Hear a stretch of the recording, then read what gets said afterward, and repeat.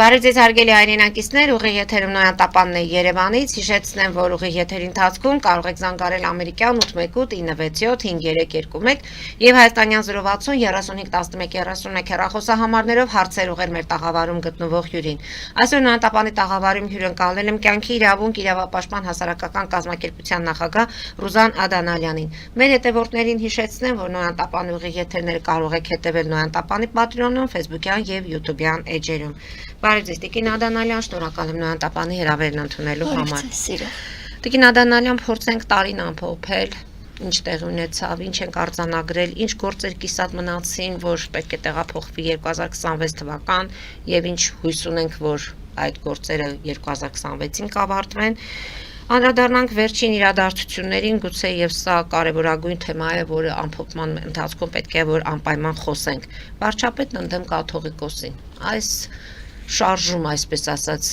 երբ է ավարտվելու ըստ ձեզ, հատկապես որ մտավախություն կա արդեն, որ Նիկոլ Փաշինյանի պատարակները, այսինքն իր մասնակցության պատարակները կհասնեն արդեն մայր աթոռ։ Եվ ինչ է կարծում, ինչ է լինելու հատկապես դեկտեմբերի 28-ին այս կիրակի նման խոսակցություններ կա, հիշենք, որ դեռ Գյումրիում Ալեն Սիմոնյանը հայտարարում էր, որ մեկ օրը կլինի այն օրը, երբ կգնանք մայր աթոռ։ Վերջին իրադարձությունները մայր աթոռի հետ կապված վեհափառ հեռացիր, վեհափառի աջակիցները, այս ամեն ինչի մասին է խոսքում, եւ եթե խոսում են կյանքի իրավունքի մասին, այս հարաբերությունները եկեղեցի եւ պետություն, արդյոք սրանք սահմանադրական կարգի հավասարակշռության խախտման մասին չէ եւ հավատացյալների եւ կրոնական ազատության իրավունքների նկատմամբ ճնշում։ Տեսեք, որպեսզի շատ հետ չգնանք, բայց մի թեթև փոքրիկ ակնարկի նման, նշեմ, թե որտեղից սկսվեց եկեղեցու դեմ պայքարը։ Հիշում եք, ձեր հաշտակից նշել ենք թերևս մայիս ամսից, երբ վարչապետը եկեղեցին հայտարարեց որպես չուրանանոցի վերածված ինչ-որ կառույցի, այնուհետև Փաշազադեի արտահայտությունները, որ տարածաշրջանի համար հայ առաքելական եկեղեցին վտանգ է ներկայացնում, այնուհետև կաթողիկոսի կողմից Ժնևում արտահայտած իր դիրքորոշում արցախցիների եւ նրանց վերադարձի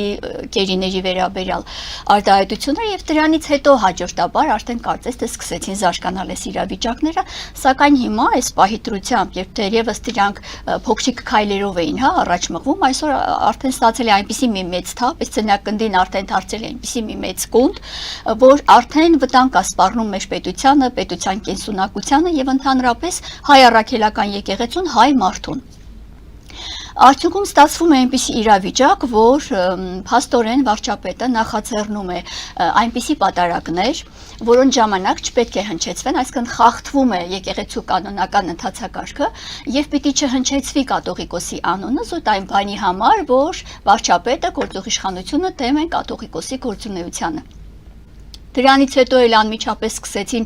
այլ եւ այլ չհիմնավորված արատավորող հանգամանքներ, տվյալներ տարածել մանկապղծության մասին, թմրանյութի օգտագործման մասին, ձայնագրության հետ կապված ինչ-որ դրվագներ, այս կամ այն սրբազանի վերաբերյալ չհաստատված անհիմն կծկտուր ինչ-որ տեղեկություններ, դա այլ մարտավարություններ զուտ սեղ շպրտելու եկեղեցու նկատմամբ, որտեղ մինչ այսօր դեռևս այդ տվյալները, այդ արատավորող տեղեկությունները հիմնավորված չեն։ Տիկին Ադանալյան, ասում եք եկեղեցու նկատմամբ, արդյոք սա եկեղեցու նկատմամբ է, թե որոշակի անհատների տեսեք, որոշակի անհատների, եթե վերագրենք քիչ առաջ թվարկածս ինչ-ինչ հանգամանքներ, եթե դրանք վերաբերվում են, վերագրում են ըստ վերագրողների, եկեղեցու ինչ-որ անհատ հոգևորականների, սակայն այսօր սլակները ուղղված են ուղիղ եկեղեցու դեմ, որովհետև արդեն ակնհայտ է այն քողարկված տրամաբանությունը, որ սա պայմանավորված է ոչ թե անձերով, այլ կոնկրետ ուղղված է հայ առաքելական եկեղեցու դեմ։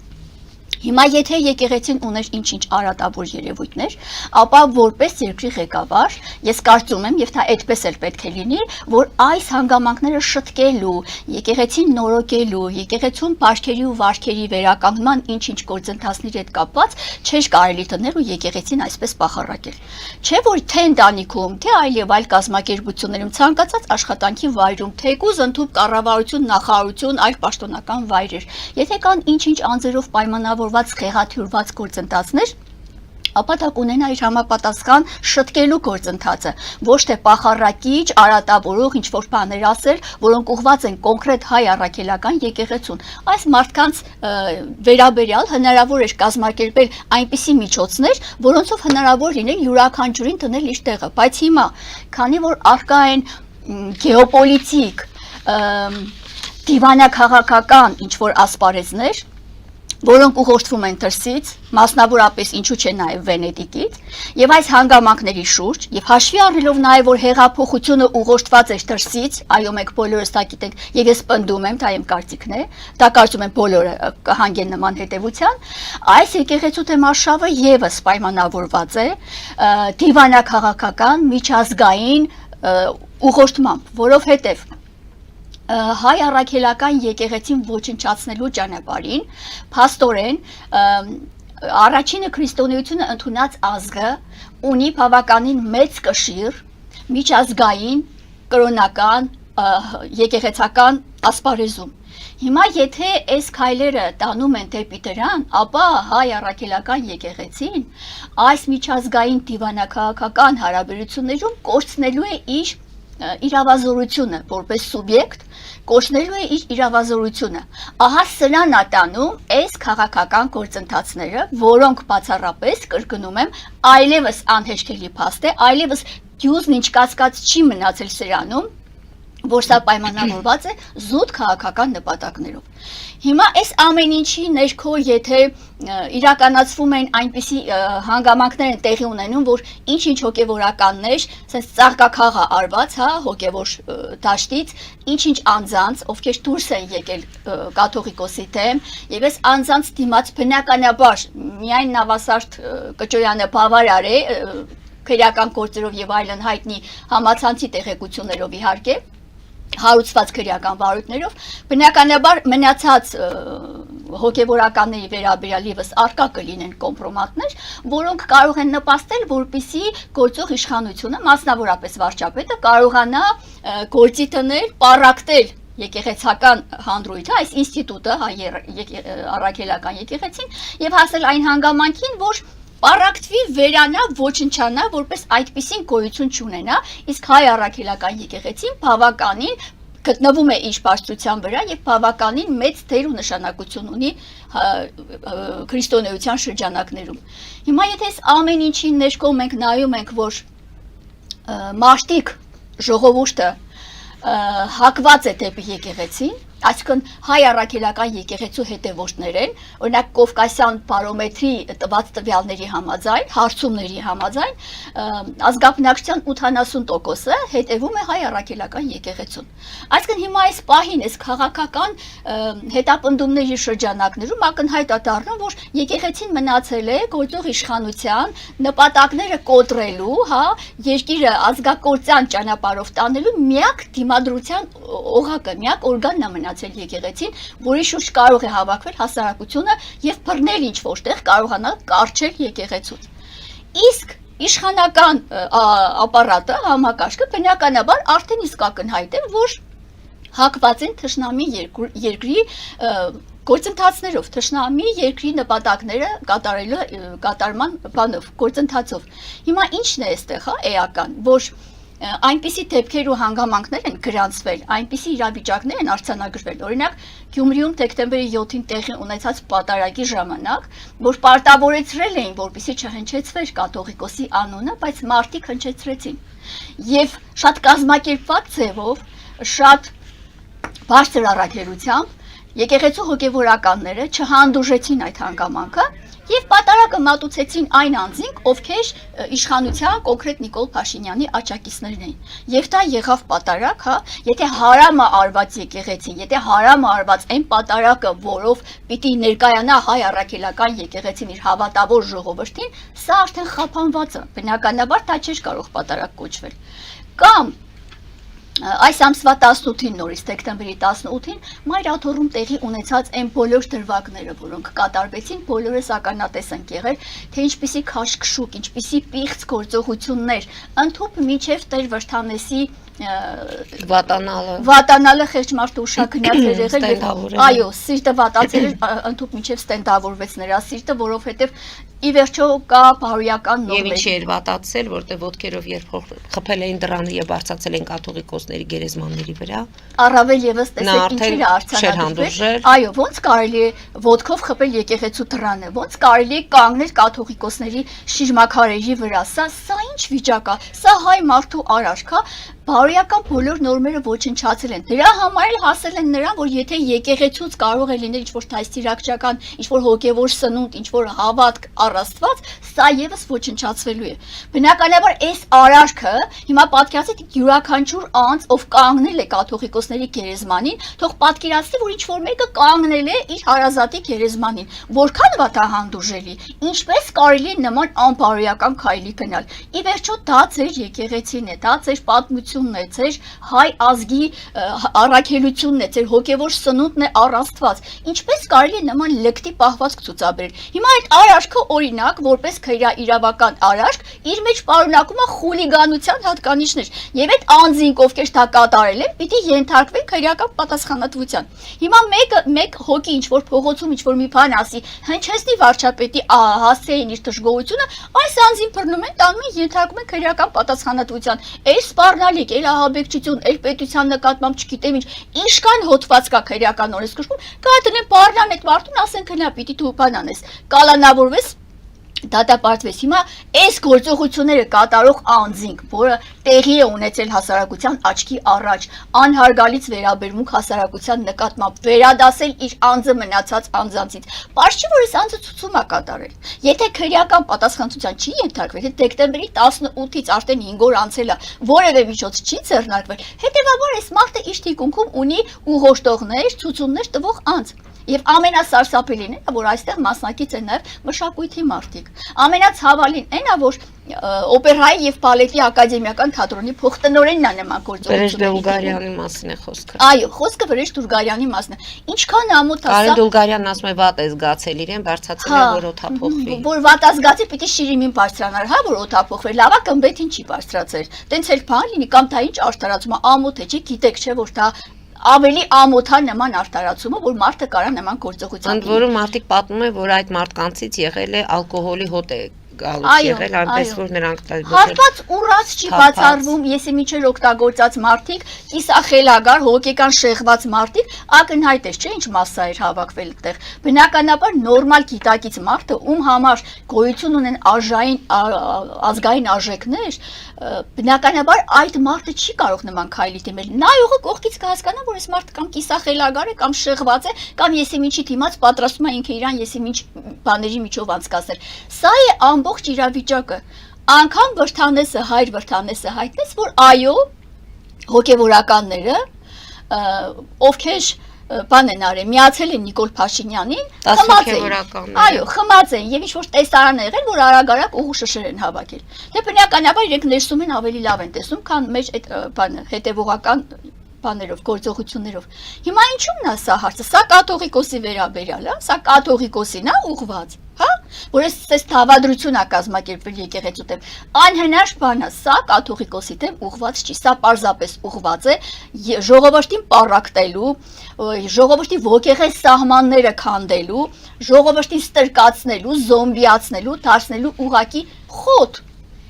սովորական խոտ, որ մարդիկ զրկվեն իրենց բանականությունից, իրենց գիտակցությունից, իրենց Աստծո նկատմամբ ունեցած հավատքից եւ բնականաբար տվյալ ազգին չի ավերածվում։ Հիմա ամենաէականը ինչու՞մն է հաստեղ, որ շարունակվում է այս գործողությունները։ Հիմա դեկտեմբերի 28-ին ըստ մամուլի հրապարակումների պիտի արշավ տեղի ունենա, հեշտական արշավ, այսինքն դեպի Մայրաթոր ու նաև ընդհուպ մինչև կաթողիկոսին դուրս բերելու, կաթողիկոսին կալանավորելու ընդհուպ մինչև, բայց ինչ միջոցներով է սա արվելու, որ օրենքի համաձայն հասկացանք, որ որևէ օրենք չի գործում Հայաստանում, բացառապես որևէ օրենք չի գործում, սա դարձել է սահմանափակ պատասխանատվությամբ ընկերություն, Հայաստանը վերածվել է դրան։ Մեկ այլ տեսանկյունից էլ ասեմ, որ վերածվել է քրեակատարողական հիմնարկի, այդտեղ բոլորին ուղարկում են ԱԱԾ պատվալներ։ Հիմա նայեք ինչու՞մն է հարցը, եթե պիտի 28-ին արշավանք լինի, Շատ հնարավոր է որ բոլոր ճանապարհները փակեն, ոչ մի մեքենա չմոտենա, ոչ մի քաղաքացի չմոտենա, իրանք սուսուփուս գնան, պատարագի ժամանակ, էլի խեղաթյուրեն պատարակը, էլի պղծեն այդ ամեն ինչը, գնան ինչ անի։ Հավատում եք, որ սուսուփուս կգնան, այսքան ժամանակ եթե սուսուփուս գնացող լինեն, այսքան աղմուկ Այո, չի համարել։ նաև այդ տեսակետից չէ, որ մարդիկ չմոտենա, որ փախումներ չլինի, այդ տեսանկյունից եմ ասում, չնայած նրանց համար հոգ չէ, ոչ մարդկանց ասֆալտին փռելը, ոչ դատապարտելը, ոչ կալանավորելը, ոչ ծեծելը, ոչ բռնություն գործադրելը, այնպես որ ժողովրդավար երկրում այդ ամեն ինչը արդեն դարել է բնական նորմալ վիճակ, սա արդեն սովորույթ է դարձել։ Տարբերակ 1, որ գնան կաթողիկոսին վերցնեն տանեն ուղակի, եւ տարբերակ 2, որ այս հայտարարությունների զուգահեռ մարդկանց ուղակի անդադ խուճապ են ստեղծում, մարդկանց ստրեսի մեջ են պահում անընդհատ, որ մարդիկ նամին առավոտ շուտ բացում են համացանցում, վայ տեսնես ինչ եղավ, ում կալանավորեցին, ինչ ա եղել, ով ա հարձակվել։ Այդ հոգեբանությամբ մարդիկ լարված ստրեսային վիճակի մեջ են բոլորը։ Եվ հիմա ոչ այնա չհավատան, մտածեն, որ հեշտական ինչ որ մանիպուլյացիոն բաներ ասենց ուզում են ուղակի անընդհատ եկեղեցում պահեն լարված ցկված վիճակի մեջ եւ ինչ որ հարմար պահերի են նայում թե դրսից ինչ հրահանգներ կգանար կամ էլ ուղակի սենց հա մարդկանց սովորեցնում են այս բաներին հայտարարություններին որ հետագայում էլ մի օր տեղի ունենա մարդիկ հա մտածեն չարին ու այդ օրը անեն մարդիկ այնտեղ բացակային ասեն հա դե լավ ու այս ամեն ինչի հետ կապված շատ կուզենայի շեշտադրել օրինակ թշնամի երկրից եկած հայտարարությունները մասնավոր Թուրքիայի մամուլում տեղադրված հրապարակումների համաձայն, որը նաև թարգմանաբար արկա է մեր մամուլում, նշված է այն մասին, որ դերևս Աթաթուրքի ժամանակներից Թուրքիան երազել է, որպեսզի հասնի իր երազած հաղթանակի շեմին, որը հենց հայ առաքելական եկեղեցու ոչնչացումն է եւ որին ներկապահին խանգարումը կարեկին բն Սա բնականաբար այս հայտարարությունը Հենց այդպես էլ այո կաթողիկոսի հենց առաջին հարցին որ արդյոք սա կաթողիկոսի թեմ է թե եկեղեցու թեմ խնդրեմ թշնամի երկիրը մեզանից առաջ արդեն իսկ հայտնում է այդ մասին որ իրենք մոտ են իրենց վաղեմի երազած հաղթանակին էլ ինչ կաթողիկոս ինչ հոգևորական ինչ բան կարկալույց եղած բնականաբար մարդը ունի իր թիմը ոնց որ ունի իր կառավարական թիմը այնպես էլ ունի հոգևորական թիմը որոնք պայքարում են եկեղեցու դեմ խարխլելու հայ առաքելական եկեղեցին եւ այս արարքները նաեւ Ինչով է նաև պայմանավորված, որ այո ամենուր կան հուդաներ, ամենուր կան 30 արծաթով ծախված հուդաներ, բոլոր բնակավարներում կա, դա եկել է թերևս աստվածաշնչյան ժամանակահատվածներից, բայց հուդան այդպես էլ այդ 30 արծաթը չվայելեց, ես խնդրում եմ այս 30 արծաթով կաշառվածներն իմանան, թե ինչպիսին եղավ հուդայի ճակատագիրը, հուդան այդպես էլ այդ 30 արծաթը չվայելեց և գնաց ինքնադատաստանի, այնպես որ այս անձանց վախեցեք Աստծուց, Աստծու ահը գլխներիցդ կտրել է Եվ դրա համար պիտի մեր ժողովուրդը ուշքի գա, չի կարելի ամեն ինչի միջով անցանք, այդքան տղայի գլուխ կերան, այդքան Արցախը հանձնեցին, այս ժողովուրդը ի վերջո խոշտանգման է ենթարկվում, եւ տարածքային, եւ կյանքերի, եւ բարոյական առումով, եւ ֆիզիկապես մարդկանց փաստորեն մնացել է մի օր վեճ կենան, բան անեն, կրակին մարդկանց վրա պրծնեն այս ամեն ինչից, բանից, մարդկանցից էլ պրծնեն ժողովրդից է։ Սա է ամբողջ իմաստը եւ այլևս չի լսվում այդ պահը, որ չի ընդունվում, որ սա ուղղված է կաթողիկոսի դեմ։ Սա անհնար բան է ուղղակի։ Փաստերն այնքան շատ են, ապացույցներն այնքան շատ են, տեղեկությունների հակադարձող չկա։ Եթե կապված է կաթողիկոսի հետ, ապա այդ դեպքում ինչի է նրա եղբոր եզրասի հետ կապված այդ ԱԾ-ի որպես գործակալ փաստաթղթի հրապարակումը հիմա այլ ժողովուրդ օրաթերթին նա փորձում է գործողությունները ձեռնարկում մայրաթոռը տեղափոխել Ռուսաստանի Դաշնություն այս ասեկոսաները ինչի համար են Տեսեք եզրասի հետ կապված խոսակցությունների այդ ԱԱԾ-ի հրապարակած թուղթը ես կարծում եմ զավեշտի վերածվեց որովհետև ուսումնասիրելով այդ խորհրդային ժամանակահատվածի ԱԱԾ թղթերը ձևաչափը նաև բնականաբար հասկանալի որ այն ժամանակով պիտի հայերեն գրեր Եթե հայերեն է գրված, սա արդեն ծիծաղելի է։ Ընդ որում ընդդիմադիրները այդ ամենի մասին խոսեցին։ Ընդդիմադիրներն իրենք էլ իբր դա գաղտնազերծված փաստաթուղթ էր։ Այո, դա փաստաթուղթ չի կարող կոչվել։ Այն էլ ԱԱԾ-ի փաստաթուղթ, այն էլ խորհրդային ժամանակներին ԿԳԲ-ի, այո, ժամանակվա փաստաթուղթ։ Հիմիկվա մեր ԱԱԾ-ի նման չի, որ գնա ոստիկանության դեր կատարի, այդ 10 տիրաթավներին գնա հսկի, շրջապատի, տանի, բերի, ուղեկցի, առանց պետհամարանիշների մեքենա նստացնի, սենց ցուցադրական մեծարման ինչ որ ձևական բաներ են անում, բայց ըստ էության հենց դրանք չգիտեն իրանց գլխին ինչ ա գալու։ Այն ժամանակ բա Կագեբեն հոչես բերի համեմատես էս մեր օրերի ԱԱԾ աշխատակիցների անհասկանալի գործառույթների հետ։ Դրա համար այդ տեղեկությունները եւս բնականաբար փորձում են դաշ չպրտել այնպիսի արատավորող բաներ, ձևակերպումներ, այնպիսի, բայց ով է հավատում այլևս։ Հիմա ուզում եմ վաղը վեր կենան, ասեն կաթողիկոսը էս ինչ բանն արե, կամ էս ինչ սրբազանը այն ինչ բանն արե։ Այլևս հավատալու բան չկա, որտեղ բուն գործողության էությունը հասկանալի է, որ սա քաղաքական նպատակ է հետապնդում։ Քիչ առաջ նշածս հանգամանքների համատեքստում ակնհայտ է սա։ Սա եկեղեցին քանդելու նպատակը, այլապես այլ բան ուղղակի չի կարող հետապնդել սա։ Դուրս գան կարճատև գովազդային դադարի, որից հետո շարունակենք մեր զրույցը։ Հարգելի հայրենակիցներ, հետևեք քիչ անց կվերադառնանք տաղավար եւ կշարունակենք։ Ֆելիչե ժամանակակից ատամնաբուժական կլինիկա։ Այստեղ հարմարավետությունն ու խնամքն առաջնային են։ Այստեղ կիրառվում են ատամնաբուժական ամենաժամանակակից տեխնոլոգիաներ, ճշգրիտ ախտորոշում, արդյունավետ բուժում, նուրբ փորձառություն եւ անհատական մոտեցում։ Սկսած սովորական մանրուքներից մինչև առաջադեմ ընթացակարգեր, այստեղ դուք գտնվում եք բարձր որակավորում ունեցող եւ փորձառու ատամնաբուժական մասնագետների ձեռքերում։ Մեր բարեկամական եւ հյուրընկալ անձնակազմն այստեղ է յուրաքանչյուր այցը հաճելի դարձնելու համար։ Ֆելիչե, ձեր առողջ եւ ամենաերջանիկ շպիտը սկսվում է այստեղից։ Եկեք եւ բացահայտեք նորարարության փորձագիտության եւ կարեկցանքի կատարյալ համադրությունը։ Վաճառվում է գերմանական հնաոճ դաշնամուր 1892 թվականի արտադրության ֆոն Մուրբախ։ Գտնվում է գերազանց վիճակում։ Կինը 15000 ԱՄՆ դոլար։ Հեռախոսահամար 094 115 310։ Երևան փոստը Գրանադա Հյուզում տեղեկացնում է։ Դրամական փոխանցումներ 1%-ով։ Օդանավով 1 փաունդը 2.99։ Նավով ուղարկեք 1 արկղ, երկրորդ արկղը անվճար։ Ավտոմեքենաների փոխադրում անհավատալի արժեքներով։ Ինչպես նաև կահույք եւ մեծ չափի բեռների փոխադրում։ Jackpot հագուստի խանութը երկրորդ մասնաճյուղն է բացել Գլենդելի սրտում, որտեղ կարող եք ձեռք բերել եվրոպական եւ ամերիկյան ընտիր հագուստեղեն, կոշկեղեն, աքսեսուարներ, պայուսակներ ամենահարմար արժեքներով։ Նաեւ կարող եք ցանկացած ապրանք պատվիրել եւ ձեռք բերել կարճ ժամանակում։ Jackpot-ի Գլենդելի հասցեն է 1135 North Pacific Avenue, հեռախոս 818 813 2252։ Jackpot հագուստի լավագույն կենտրոնը Գլենդելում։ 60-ից ավելի ճանաչված եվրոպական բրենդների ինքնատիպ, չկրկնվող եւ մատչելի ընտրանին Fortuna Home and Country House խանութ սրահում։ Նորավոճ սպասք եւ կահույք հորեկա բնագավառի համար, տեքստիլ տնտեսական ապրանքներ, ամեն ինչ գեղեցիկ կյանքի համար։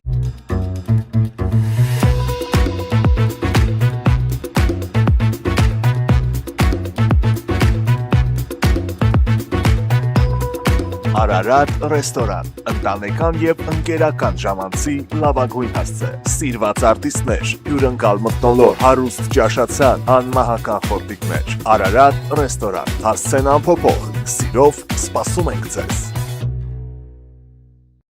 Լավագույն պաղպաղակ, բնական, համեղ եւ մատչելի գներով պաղպաղակը կարող եք ձեռք բերել բոլոր հայկական խանութներում։ Պահանջեք հայկական պաղպաղակ, Թամարա պաղպաղակ։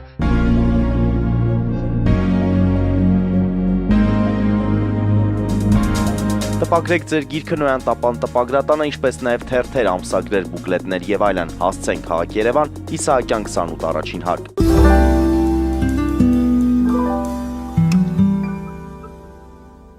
Հարգելի հայրենակիցներ, Նոյան տապանը կրկին եթերում է։ Տիկին Ադանալյան, հիմա փորձենք այս ամենի հետ կապված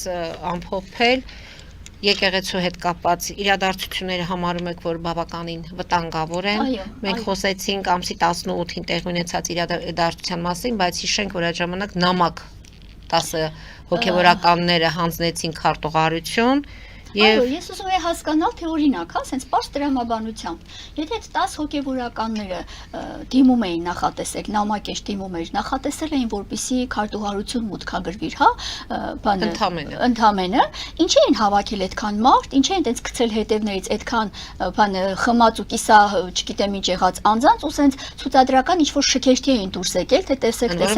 մենք աջակիցներ ունենք, նախորդ օրը ժամը տեղ։ Այո, օրը ժամ էին հայտնել, որ մարդիկ իրենց միանային, տեսանք ովքեր էին իրենց միացածները եւ կարող էին հայ փոստծառայության միջոցով իրենց նամակը, իրենց դիմումը ուղարկել մայրաթոր։ Ինչի համար է դիմում տանելու այդ ցերեմոնիան, այդ շքախմբով տենց բաներ անելը ակնհայտ է, չէ՞։ Կամ ստուգողականներ ժողովրդի տրամադրությունները։ Այո, կկանգնի հետագայում այլ լայնածավալ միջոցառում նախատեսելու դեպքում ինչպիսի արդյունք կարող է ունենալ, ուղղակի տրամադրություններ են ստուգում կամ էլ ես ունեմ նաև մեկ այլ կարծիք, որ իրենց թշնամի երկրին, այսինքն իրենց համար եղբայրական, մեր թշնամի իրենց եղբայրական երկրի ղեկավարին, Ալիևներին ցույց տալու, որ տեսեք մենք ինչպիսի դիմադրության ենք արժանանում ու հայ առաքելական եկեղեցին կոտրելը մեր համար տեսեք ինչ ծանր դժվար ճանապարհ ենք անցնելու այս ամեն ինչի համար, որպեսզի ավելի բարձր քննահատանքի արժանանան Ալիևյան կլանի կողմից, որովհետև տեսնում եք ամեն րոպե, ամեն առիթ բաց չի թողնում վարչապետը քննահատանքի, շնորհակալանքի խոսքեր ասելու իր ավակ եղբորը։ Սանկտ Պետերբուրգում էր թե այո, Սանկտ Պետերբուրգում ոչ Ալիևը չկար, Ալիևի մասին խոսք չկար, բայց ինքը 5 րոպեն մեկ, այո, ոնց որ իր հարազատ, չգիտեմ ինչ մերձավոր հարազատը լիներ, անընդհատ Ալիևի անունն էր տալիս։ Մարդկանց դեմքերին որ նայում ենք, իրոք շատ հակակրանք կար բոլորի հայացքներում, դեմքերում, որովհետև իսկապես այդ աստիճանի գծնել, լավ ամեն ինչ տվել է, զոհը տվել է, տարածքները տվել է, Հայաստանի սահմանից այդքան գյուղ եկեղեցի բնակավայր տվել է։ Խուսափում ենք պատերազմից, Տիկին Ադամյան։ Խաղաղություն են մեզ խոստացել։ Հիմա եթե այսքան բանը տվել ես։ Չենք ուզում զայրացնել։ Հա, պիտի չզայրանա, թե չէ գնասրած կացինը կբերի, ծառը կկտրի լրիվ, չարի վերջը պատմությունը։ Այո, բայց չարի վերջը ունի նաև իր վերջը, ու հետեւաբար եթե այսքան բանը տվել ես եւ դերևս գծնելու անհրաժեշտություն կա, ել մի խոսեք խաղաղության մասին։ Այսինքն այն խաղաղությունը, որով նորից փաթեթավորված ինչ որ կեղտոտ մոտեցումներով փորձում եք տեսել անենք, խաղաղություն կլինի, դա այդպես չի։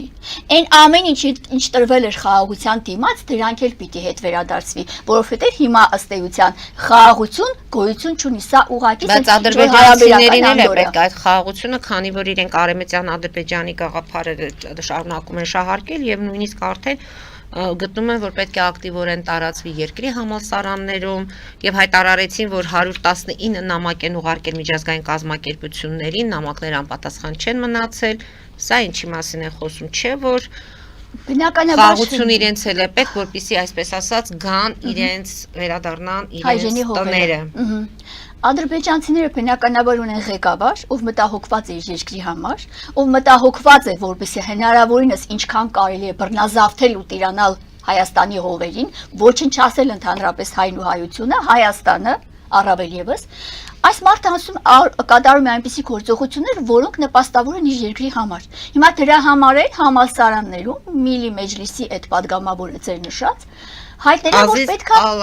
Ալաքբարլին հայտնելա, որ այո, պետքա տարածվի իրենց ուսանողների մեջ, համալսարաններում, ինչու՞ չէ նաև դպրոցներում, տարբեր կառույցներում, բոլորը պիտի հասկանան։ Երիտասարդ ուսանողների համար նշանակություն ունի, այսինքն նախորդ սերունդը գիտի, ավակ սերունդը, հիմա նորերին է սկսել արդեն։ Այո, նոր սերնդին ներարկում են այդ գաղափարը, որ մարդիկ աճեն այդ տրամադրության մեջ, այդ հոգեբանության մեջ, այդ գաղափարախոսությունը տարածում, որ մեր հայրենի հողերը հայերը վերցրել են, դուք պիտի գնաք, վերադառնաք մեր հայրենի հողեր։ Այն մեր արևմտյան Հայաստանը, որ մենք ասում ենք եւ իրականում դա այդպես էր, որ արևմտյան Հայաստանը պատկանել է հայ ժողովրդին, հիմա այս քողի տակ չգիտես որտեղից իրանք գտել են, որ իր արկա է նաեւ արևմտյան Ադրբեջան, այս զուգահեռականների մասին այլ է խոսքս, թե բնականաբար պիտի տարածեն, որպեսզի իրենց սերնդին ներարկեն, որ սերունդը աճի այդ գաղափարախոսության տակ ու երբ վերադառնա Աստված մի արարած իր հողը հայրենի ճակերտներով հասկանա որ ինքն ընդամեն իր հողն է վերադարձել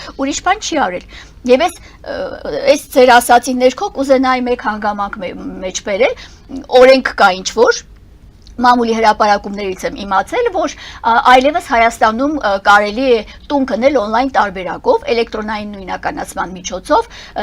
եւ ընդհանրապես բանկ, գնորդ եւ վաճառող այս հարաբերությամբ կարող են մեկ այլ երկրի քաղաքացիներ, օրինակ օտար քաղաքացին կամ օտար ներդրողները կարող են բնակարան գնել Հայաստանում։ Փաստորեն ստացվում է այնպես, որ այս օրենքը նախատեսված է հատուկ ադրբեջանցիների համար։ Ներկա պահին ովքեր են ավելի շատ հակված Հայաստանում տուն գնելու։ Բնականաբար, այսքան շենքերն ու շինությունները, որ սարքել են, այսքան տները, որ սարքել են, ում համար են սարքել։ Չէ Հայաստանում այդքան աճ կա, Ընդ որքան որում տներ են կառուցել։ 6 տարիների ընթացքում աղքատությունը չի կարողացել նվազեցնել իշխող կառավարությունը նույնիսկ 2.4%-ով։ Ու չի էլ կարողանալու, որովհետև այնպիսի գնաճ է տեղի 3%. ունենում, այնպիսի արագընթաց կայծակնային գնաճ է տեղի ունենում։ Ու այս բնակարանների կառուցումը ադրբեջանցին կարող է, չէ, on-line տարբերակով տուն գնել Հայաստանում։ Եվ մի օր կարող է արթնանանք ու կողքի հարևանի դուռը թակեն ու բացեն, որ վայ, հարևանը ադրբեջանցի է, մարդն եկել է տուն առել, եկել է իր արևմտյան Ադրբեջանում, իր հայրենի հողա վերադարձել եւ ապրում է իր տանը։ Ու սենց կարող են իրենք տարածվել։ Եթե այս ամեն ինչը լիներ մի այնպիսի ազգի մեջ, որը լիներ 50 միլիոն, 100 միլիոն ունենար ազգաբնակչություն, ելի կարելի էր ինչ որտեղ հանգիստ նայել այս ամեն ինչին։ Բայց եթե 2.5-ից 3 միլիոնանոց ազգաբնակչություն ունեցող երկրում պիտի կան ու լցվեն են 300,000-ի մասին հələ չեմ խոսում, ուր մնաց այս on-line տարբերակով տներ առնելը, բնականաբար սա անհնար է աչք փակել այս ամեն ինչի առաջ, ու քեզ հետ համատեղ պիտի ապրեն այն անձինք, ովքեր այդքան զինվորի են գլխատել, ովքեր հայ կին զինվորականին են խոշտանգել, մարմնի մասերն են կտրատել, ինչպես կարող է մարդը հանդուրժել այդ նույն անձի հետ նույն հաշտակում ապրել, նույն շենքի հաշտակում ապրել, կամ այսքան ամեն ինչի մեջ էր, որ Գուրգեն Մարկարյանն էին գլխատել, դերևս խաղաղ պայմաններում։ Այս Որում հերոսի կոչում են գալիս նրանք։ Տեսեք, մենք խաղաղության սպասելիք ունենք, Ալիևի ցերկն ենք նայում, մեր վարչապետն էլ ասում է, խելոք մնացեք, պատերազմ կլինի, պիտի սաղ տանք, այնքան տանք, մինչև իրանք կան լցվեն, այստեղ մենք դառնանք եսիշ, ճորտ, ստրուկ։ Ու եթե պիտի այս ամեն ինչի հաշվին լինի, ու Ալիևը ցույց է տալիս, որ Գուրգեն Մարկարյանի սպանողին տվել է գնդապետի կոչում, թոշակավորել է։ Ես Որում ասել են մամուլում շատ դրա մասին չխոսեք, որովհետև միջազգային ատյաններն էլ են ինչ որտեղ հետևում այդ ամեն ինչին։ Եվ Բայց անում իրանք են հրապարակել էին լուսանկարներ ու տարածվել էր նաև, ոնց կարա չտարածվի, լավ էլ տարածվել էր։ Մենք տեսել ենք շատերն էլ տեսածքերն են։ Ստեղ ո՞ր է ուրեմն խաղաղության ակնկալիքը, եթե ինքը հային կացնահարող քնած տեղը հայ սպային կացնահարել է Ռամիլ Սաֆարովը ու հիմա ինքը դարել է պետական մակարդակով Ադրբեջանում հերոս է դարել։ Այո, հիմա եթե քո հայ ազգի սպային այդ անմեղ տղուն քնած տեղը կացնահարելա, դուք մի հատ խորը պատկերացնել ա պետք է այս ամեն ինչը։ Ես հասկանում եմ, որ կողքի մարդու համար այդքան դառը չի կարող այդ պատկերացումները ձևավորվել, բայց կարելի է այդպես բան անել։ Դուք ո՞նց կարող եք ձեր կողքին հանդուրժել, ասենք ադրբեջանցին կան տները առած են, երևի արդեն վաճառված են, այլապես այդ ներս տնողները հո մենակ այդպես գումարները չեն ներս տնի, տները կառուցում դե դատարկ պատերը մնան երկնքի տակ։ Պարզա չէ, որ այդտեղ ինչ որ բան կա։ Այդ նույն ազգի հետ այլ երկրում ապրելը ուրիշ ձև է, բայց երբ որ քո հետ քո հարևանությամբ ապրում, սա արդեն սարսափելի բան է։ Քո հայրենիքը դարձնում են իրենց հայրենիք։ Այո, իրենց հայրենիքը ու ստեղից կա պետական մակարդակով թողտվության բան կա։ Բնականաբար հոշոտելու են մեզ բոլորիս, որ հասել են իրենց փափակած երազած այն ժամանակահատվածին, որ հայերին պիտի կուր տան։ Այն ինչ որ տարիների ընթացքում մարդիկ իրենց այրան գնով պայեցին, փայփայեցին այս հայրենիքը, սա արդեն իջի կա դառնում, որովհետև այսօրվա Ադրբեջանը, այսօրվա քաղաքական խաղացողների հետ միասին կարողանում է կուլ տալ Հայաստանին։ Դրա համար մենք պիտի ունենանք նորմալ ղեկավար։ Այս ամեն ինչը կախված է ղեկավարից։ Բայց չեն ասում լավ ղեկավարած երկրում մարդիկ շատ թե քիչ չափով կարողանում են արժանապատիվ ապրել, բայց զրկել այս ազգին արժանապատվությունից։ Տիկին Ադանալյան, քանի որ խոսեցինք այս ամեն ինչից, մեզ ներքին կայունություն էլ է պետք, ներքին կայունությունը ունենալու համար մեզ նաև արդարություն եւ արդարադատություն է պետք։ Եթե տարին փորձենք ամփոփել, նորից վերջի իրադարձություններին անդրադառնանք, ոչ թե շատ հեռուները գնանք։ Վերջին ամիսներին սպանություններ եղան, Աբովյանում եղավ երիտասարդի սպանությունը 24-ամյա, Արամուսում 4 անձի սպանած մարդը համարվեց անմեղ սունակ, մի խոսքով, գյուղը ամբողջությամբ ոտքի էր կանգնել եւ պատրաստ չէր նրան ընդունելը, նույնիսկ հարազատ եղբայրն էր ասում, եթե լինի կա ցմահ, նրան ցմահ տվեք, եթե կա գնդակահարություն, նույնիսկ գնդակահարեք։ Փոքրիկ Տիգրանին սպանության դեպքը եղավ ցավալի։ Մեր 15 զինծառայողների գործը դեռ ամբողջությամբ բացահայտված չէ։ Սա ինչի մասին է խոսքում։ Մենք դեռ խոսում ենք արտաքին թշնամու, բայց մենք ներսում անչափահասների մասնակցությամբ ծեծերը համացանցում դրանց տարածվելը, սա ինչի մասին է խոսում։ Տեսեք, հատկապես այս թվարկած հանգամանքները չափից ավելի էին, կոկային ունենք, դե չգիտենք դրա ճակատագիրը։ Շատ չէին արդյոք այս դեպքերը, այս հանցավոր գործողությունները մեկ տարվա համար ու հլինչքան էլ կար, որ միգուցե չտեղեկացանք, ասենք հրազենային կրակոցներ, բանակում ունեցանք վերջերս նորից մահվան դեպք։ Հələ բանակի մահվան դեպքերը ոնց որ ինքնասպանության են տանում, կոծվում են, բնականաբար դա այդպես չի, ես հեսա կնշեմ նաև այդ մասին։ Այո, ինչ եղավ մեկ տոննա կոկայինը։ Հիմա եթե մենք խոսում ենք արտաքին այս իրավիճակների մասին, բնականաբար այդ ամեն ինչը պատճառահետևանքային կապ է մեր ներքին իրավիճակների հետ։ Եթե իշխանությունը, վարչապետը ի վիճակի չի կարգավորել իր երկրի ներքին խժդռությունները, այլ ավելին ինքը նպաստում է դրանց առաջացմանը, օրենքի եւ իրավունքի գերակայությունը բացառվում այս երկրում, որ մարդը բարձրագույն արժեք է, սա արդեն իսպառ գոյություն չունի, այստեղ կառավարությունը Նիկոլ Փաշինյանն է, ինքն է որոշողը, դատարանները ինքն է, չկա այնպիսի դատավոր, որ իրան չենթարկվի, անգամ ասում է, հələ ես ուզում եմ տենամ այդ դատավորին, ով է այդ դատավորը, որ կարող իմ ասածը չլինի, սրանով ամեն բան ասված է։ Պարզավոր, այս անձի գործողությունները ի սկզբանե պայմանավորված եղել ներսից քանդելու եւ դրսից ասելու էստի համեցեք, ես ահագին քարուքանդ եմ արել, եկեք մնացածներ դուք լրացրեք։ Այսինքն այս գործողությունները արդեն իսկ կեղծ քողարկված հեղափոխության անվան տակ սկսվեց այս երկրի ներքաղաքական, հասարակական այս հարաբերությունների ոչնչացումը, ընդհանուր միջև արդեն արտաքին աշխարհին հրավեր ուղարկելու, նպաստելու այս գործողություններին։ Կոկայինի մասին որևէ տեղեկություն առ այսօր չունենք, որտեղ պահվեց, ում տվեցին, գուցե վաճառել են, գուցե արդեն յուրացրել են, ամեն ինչ սրա տակ կարելի է մտածել, մեկ տոննա կոկայինի հետ խաղ է սանում, ով որ բերել էր, այդ աղմուկը դուրս եկավ արտասահմանյան երկրների կողմից, բերեցին տակնթաղարեցին պրծանիչի, այլ չկա երևի, արդեն օգտագործել են, դրախերը տեսել են արդեն։ Հետո այն մնացած հանգամանքները, օրինակ այդ կոկայինի մասին ասեցիք, հիշեցի մեկ դեպք, որ ՔՊԱ-ական նեղ շրջապատից մասնավորապես Անիֆի, գիտեք Անիֆի հանրաճանաչ դեպքը, ես չեմ անդրադառնա դրանց այդ գումարային փողերի լվացումների, չգիտեմ ինչ են, բոլորը գիտեն այդ մասին։ Աննա Գրիգորյանը անընդհատ Այո, անընդհատ շատ հանգամանորեն մանրամասը ասում է, խաբար չկա, տեղեկություն չկա, այդ ինչ գործ է, որ իրանք դրան էլ ուշադրություն դարձնեն, որովհետև այդ գործը կոնկրետ իրանց նեղ շրջանակում կազմակերպված գործ է։ Եվ այս Անիֆի նախկին ղեկավարը Դավիթ Փափազյան, եթե չեմ սխալվում, այս Դավիթ Փափազյանը ըստ մամուլի հրապարակումների, ինչպես նաև Մեծ Բրիտանիայում արաբական իրավապաշտպան կազմակերպության հայտարարության ներքո մեղսակից է, պատկերացնում եք մեղսակից է Գազայում պաղեստինցիների սպանություններին, պատերազմական գործողություններին ենթադրյալ մասնակից է, այսպես ասենք,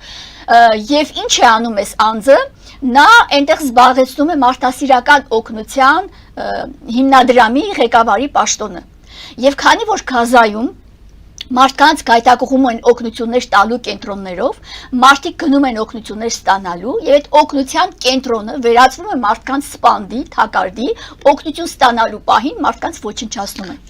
Տիկին Ադանալյան, ճիշտ ասած, ես այդ տեղեկատվությունը չեմ տիրապետում, բայց որ աղբյուրը պետք է աղբյուրը մամուլից եմ տեղեկացել, հետքնել է դրան անդրադարձել, գրեթե ամբողջ մամուլը հեղեղված է դրանով, մեկ լրատվամիջոցի, երկուսը չի, եւ բացի այդ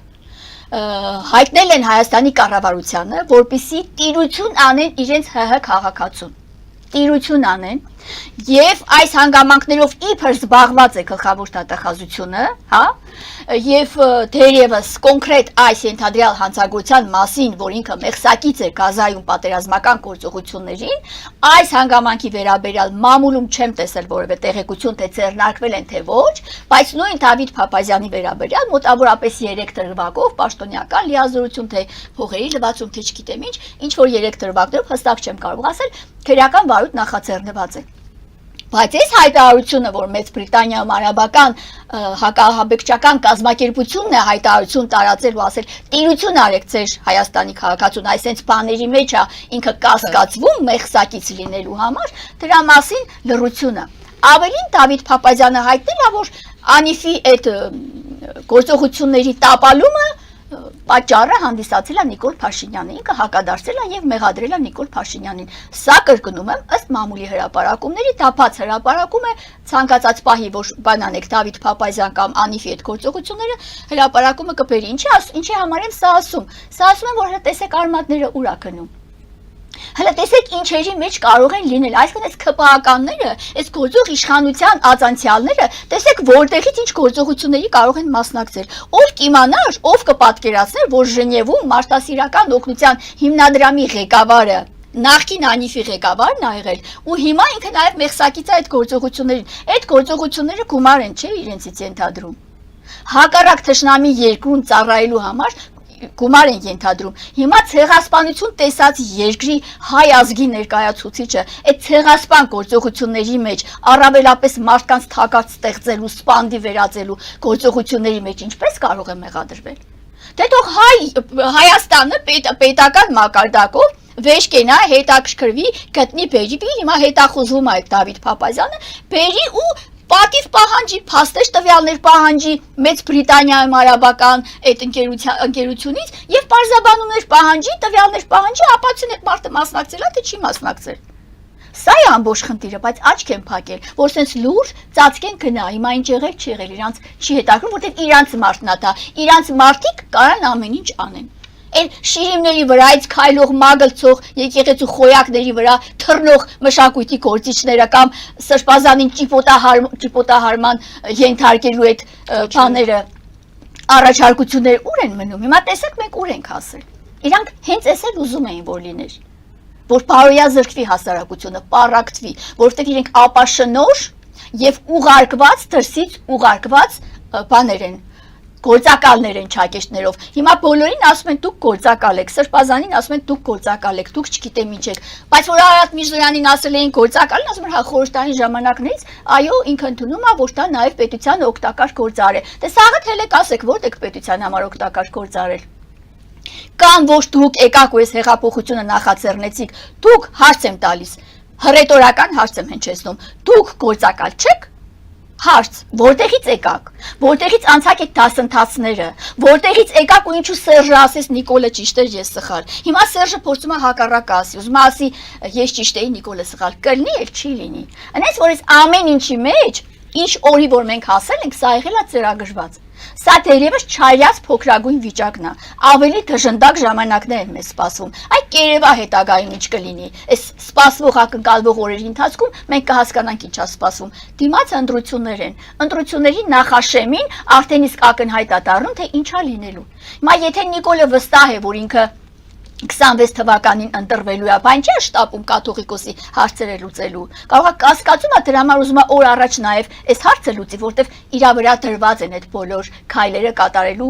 բաները, հրամանները, նա պիտի կատարի, ծրագրված, ինքը պլան ունի։ Այդ պլանը գրավոր տվելին ինքը տակը ստորագրել է։ Հիմա հեշտով անելու է, հասել է արդեն կաթողիկոսին։ Սա է ամբողջ խնդիրը։ Կամ այս ձեր թվարկացանցագործ ընդհանուր քրեական քրոնիկոնի մասին նշեցիք, թվարկեցիք։ Այս ինչի են այս ամեն ինչ այսքան տեղի ունենում, այս մի քանի հոկանոց երկրում, այս փոքր երկրում օրորի տարածքային առումով փոքրացող երկրում։ Որում ասեմ, որ վերջի դեպքերն էլ նայեր, որ ոսկու շուկայի, Մալաթիայի ոսկու շուկայի տնօրենի տնից եւ աշխատասենյակից բավականին զենքուզինամթերք հայտնաբերեցին։ Հա, այդ արդեն գիտեք ոնց է լինում։ Երբ որ անձին թիրախավորում են, երբ որ ինչ-որ իրանք ասած կանալներով գտնում են, որ այդ անձը իրանց դեմ է, ինչ-որ տեղեկություններ է հասնում, իրանք գնում են այդ անձի հետևից, բայց նմանատիպ լիքը անձեր կա հենց ձեր նեղ շրջանակում։ Գնացեք դուք նաև դրանց բանակ, ես բան չունեմ ասելու, եթե կա այդ անհրաժեշտությունը, եթե բնականաբար տեղեկացված եք, այո, դա պիտի ունենա իր հետևանքները, բայց գնացեք ծերիներին մի հատ նայեք, թե ով ինչով է զբաղված, ով ինչ քրեական գործերով է անցնում։ Գիշեր Հայկ Սարգսյանն ասում էր, որ պատգամավորության տեխնասություն փաստորեն ցուցակում չէր եղել, ասում էր ես իմ ներկայությամբ եւ իմ գործողություններով ցավեցնում եմ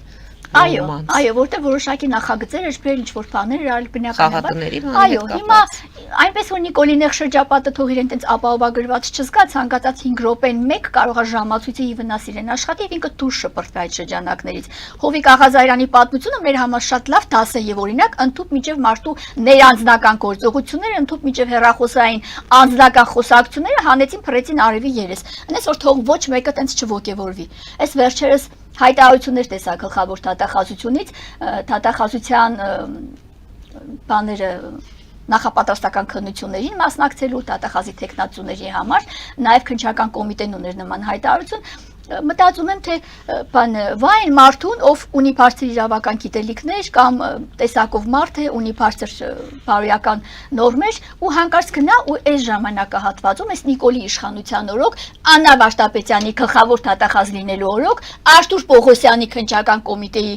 նախագահ լինելու օրոք գնան ու դառնան քննիչներ կամ դատախազներ։ Ափսոսեք, չդիմեք այդ տեխնացության համար։ Եվ քրեական քրոնիկը փաստորեն այո, քրեական քրոնիկան, որ այսօր այդքան լծվել է բազմապիսի հանցագործություններով, որ մի անձը կարող է ԿՊ-ի մերձավոր շրջանակից լինի, ԱԺ պատգամավորի հետ նկար ունենա, ինչպես ցույց տվեցին տեսանյութը բավականին լավ տուն ունի, ասում են սա հոգեկան հիվանդի տուն է, ուտեց կարա ինքը հոգեկան հիվանդի բաներ անի, անգամ նաև հոգեկան հիվանդի թուղթ ունենա, ինչ ա եղել, բայց մարդ ունի որսորդական հրացան, մարդ ունի վարորդական իրավունք։ Ուրեմն այս մարդը անմեղսունակ է, 4 հոգու սպանել է ինքը, 4 հոգու 2 ընտանիք կործանել է, ու ինքը անմեղսունակ է։ Հիմա տեսեք, այդ անմեղսունակը կարայելի բաներ անի, կարող որոշ ժամանակ որ միջոցներ ձեռնարկեն, ասենք իրան տեղափոխեն համապատասխան կառույցի հիվանդանոցի, շատ գիտեմ ինչ, բայց բոլոր դեպքերում արդեն ակնհայտ է, չի ինչ է կատարվում։ Ինչքան շատ իրար սպանեն, այնքան լավ։ Կամ այդ փոքրիկ Տիգրանների սպանությունը ես նախորդ Տիգրանին եմ սպանված համարում, որովհետև Տիգրանին չէին գտնում ու հանկարծ ինչ որտեղ շպրտվեց երախու մարմինը։ Դա Տիգրանի ջրահեղձ եղած լինելու մասին չէր պատմում։ Բոլոր դրվագները մանրամասն մենք ներկայացրել ենք։ Այո, եւ բնականաբար եւ Տիգրան Պետրոսյանը եւ Օգանեսովը երկուսն էլ մարդկային գործոնի զոհ դարձան ու անհասկանալի էր թե երեխաները ում ինչ էին արել։ Հայրները Արդյոք երեխաների օրգանները տեղում էին, տեղում չէին։ Ծնողը այդ պահին կարող է ոչ մի բան էլ չգիտակցի, հերձեն բերեն ձեռքը տան, առնի գնա հուղարկավորի ու վերջանա։ Ոչ մեկը չգիտի ինչ է կատարվել։ Ոչ մի տեղեկություն այլևս չստացվեց այդ մասին։ Կամ Աբովյանում տեղի ունեցած սպանությունը, որ կարող է մեկը խանչալը ձեռը առած հրապարակով օրը ցերեկով կանգառում բազմաշատայրում այո այդ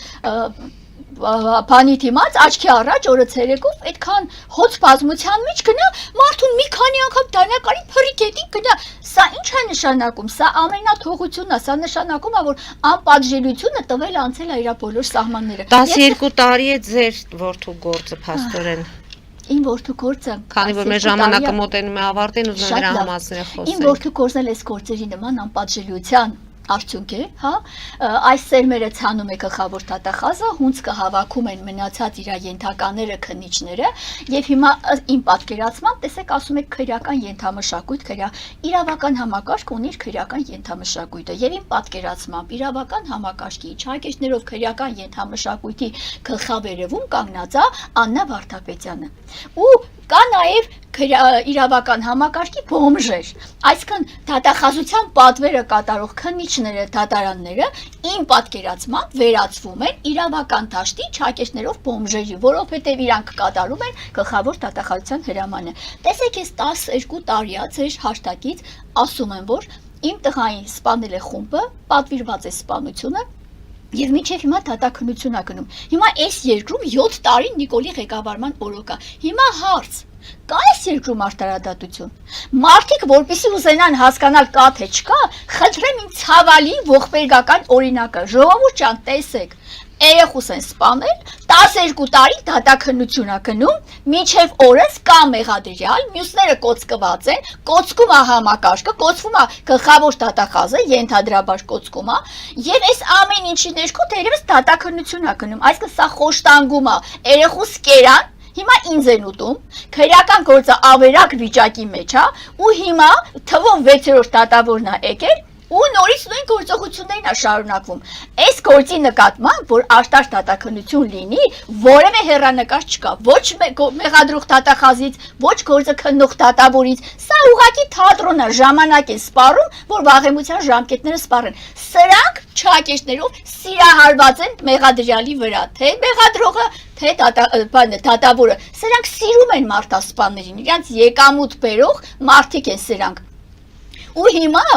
սրանք աշտարադատության գողեր են, գողացել են իմ ոստու ապրելու իրավունքը մարդասպանները, հիմա համակարգը, հանձինս գլխավոր դատախազի եւ դատական համակարգի գողացել են իմ երեխայի աշտար դատականության իրավունքը։ Սենց բան աշխարհում գոյություն չունի, իրանք աշտարադատության գողեր են։ Երբեմն որ խոսում եմ մեղադրողի կամ դատավորի կամ սրա նրա հետ, նայում եմ դեմքերին, գիտեք, աչքերիս մեջ նայելով սուտ է խոսում։ Եկա դատախազ մարդ,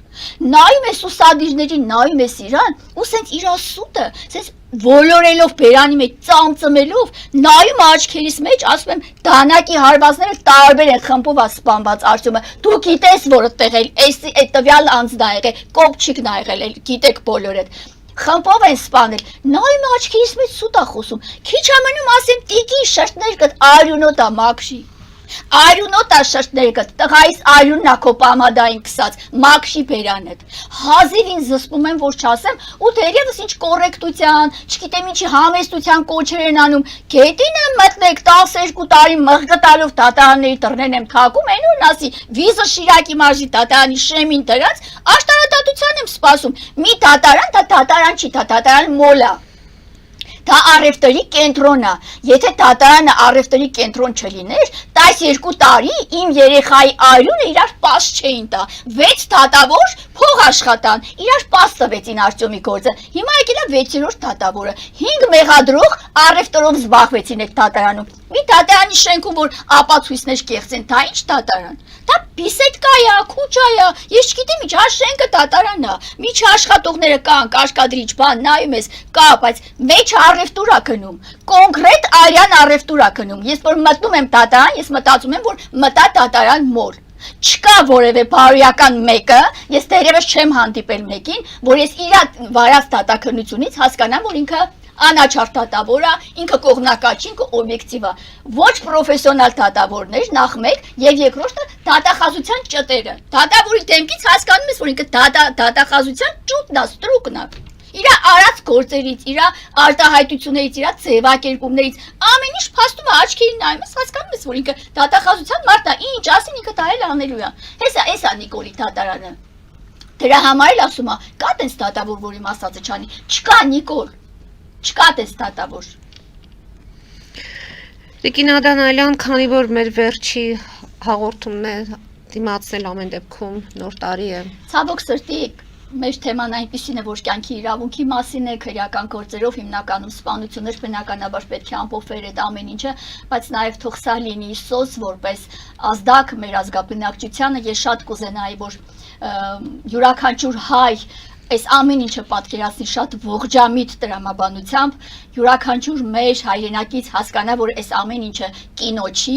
այս զոհերն ու այս սպանությունները հեքիաթներ չեն, պատմվածքներ չեն, տա Աստված բոլորի տուն ու տեղից հեռու մնա այս ամեն ինչը, բայց որևէ մեկը ապահովագրված չի, այ երբ որևէ մեկի հետ լինում այդ դեպքը նորակախին տալիս ու հասկանում, որ ոչ օրենք կա, ոչ իրավունք կա, ոչ դատ կա, ոչ դատաստան կա, անպատժելիությունը անցել է իր բոլոր սահմանները, բոլոր կարմիր գծերը։